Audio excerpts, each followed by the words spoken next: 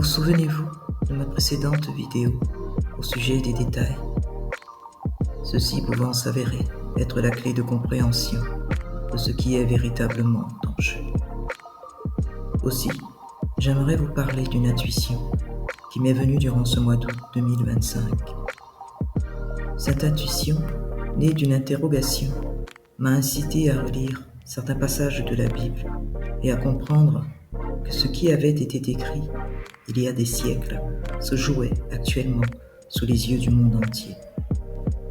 Certains détails m'ont ensuite mené à la réalisation d'une échelle de temps, nous conduisant inévitablement vers les derniers instants avant celui du grand jour de Dieu.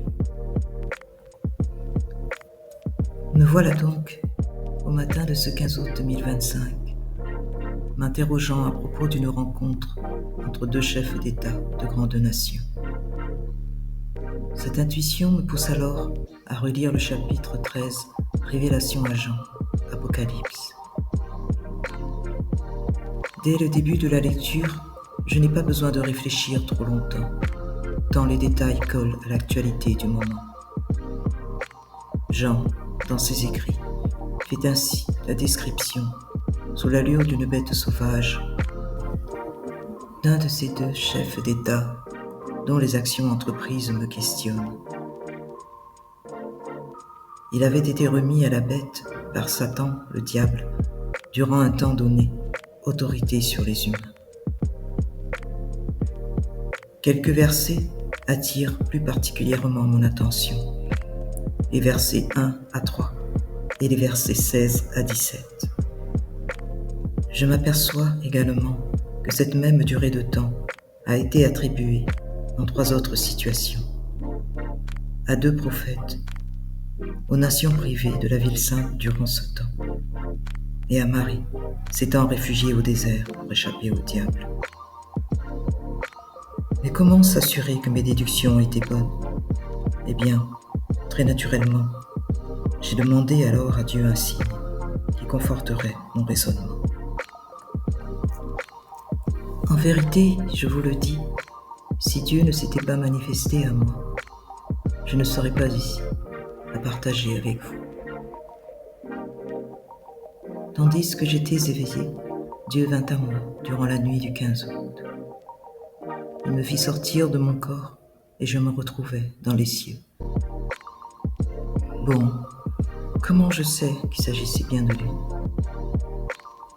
Tout est question de ressenti dans ces moments de rencontre, hors de notre temps linéaire et de notre espace d'évolution. Et puis, cela n'était pas sa première venue jusqu'à moi. Bref, là n'est pas le véritable sujet de ma communication de ce jour. Mais je l'aborderai volontiers une autre fois si vous me le demandez. Ainsi, c'est de cette façon que Dieu est venu approuver mon raisonnement. Raisonnement relatif à la première bête sauvage et au président d'une grande nation.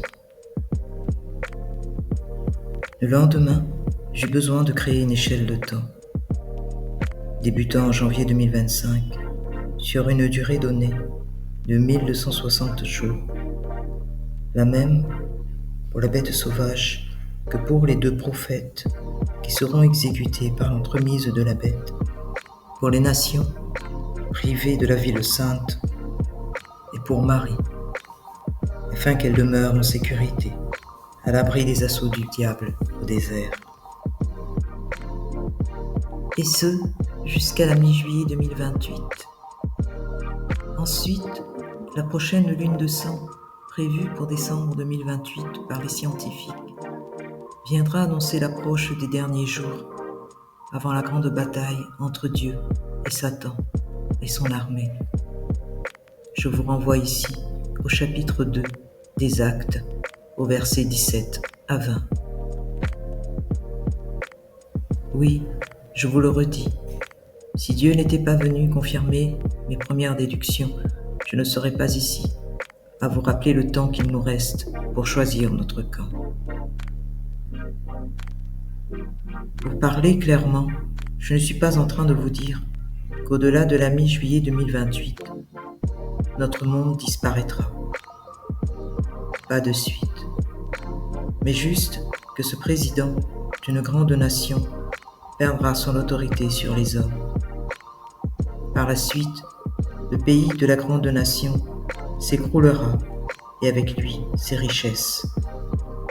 Et encore plus loin, dans notre temps, la lecture ou relecture de l'Apocalypse pourra vous aider à vous préparer à ce qui vient. Ayez crainte, car en tant qu'enfant de l'univers Dieu, vous accepterez de vivre votre destinée, sachant qu'au bout de celle-ci, vous attend la résurrection, en vue de la vie éternelle, la vraie vie auprès de Dieu, au sein de la Nouvelle Jérusalem. L'homme de science me dirait, tout ceci ne sont que des paroles. Où sont les preuves? Qui à la fois véritable, en le Père, le Fils et l'Esprit Saint, n'a nul besoin de prouver qu'il dit vrai. Son but n'est pas de convaincre, mais juste de témoigner de l'omniprésence de Dieu sur terre, dans les cieux et dans tout l'univers. Puisse Dieu vous inspirer chaque fois que nécessaire dans vos pensées et dans vos actions. Amen.